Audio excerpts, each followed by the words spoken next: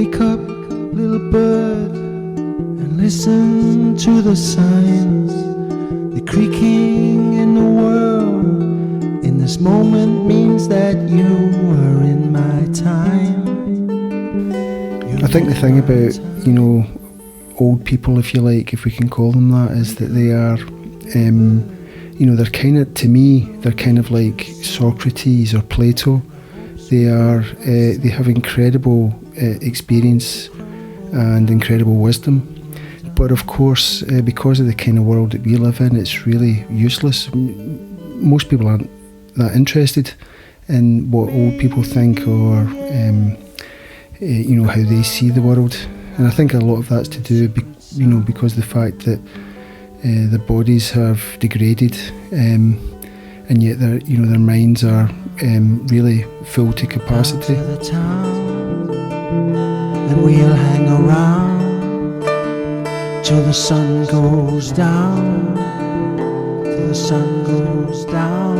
I think the sort of idea behind Mixtape is, a mixtape is something, that you collect and, like tracks, and you give to somebody. It's a sort of personal sort of statement, if you like, about what you like or the kind of things that you're into. And I wanted to get that sort of idea across in the title of the book. But also, mixtapes are kind of old technology. And that's sort of part of the sort of idea behind the stories as well. The idea of something that we still recognise, but is kind of gradually fading to a point that we don't even remember it anymore. Wake up, little bird, and listen to the signs.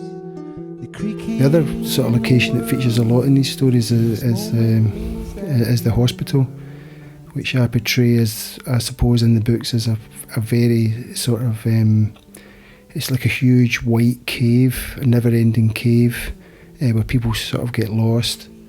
And apart from one or two examples, like the city, the hospital is also, a very hostile and very destructive place. There's, doctors and consultants and nurses and so on take very little to do with patients, particularly older patients, and the hospital. Apart from one of the stories, which is We Are All Okay, the hospital is as bad as the city itself.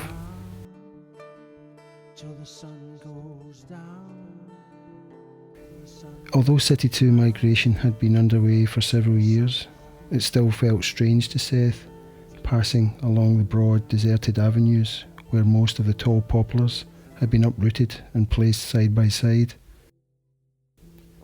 The towering office buildings stood erect and silent, with a dense sheen like black marble. Neon signs for cafes and vendors were removed or extinguished, so too the garish halogen of street lamps. In some of the stories, the characters do escape. He had found it by accident during out-of-office training, but stayed back from the shore for fear that it might not be real, so deep and pure were its waters. When the sun was high and full, the edges became translucent, but the centre of the lake was opal. After his first visit, he found a place he could sit and be alone by rock pools and pretty stunted trees, shallow-rooted and slimy residues of algae and frothy waves.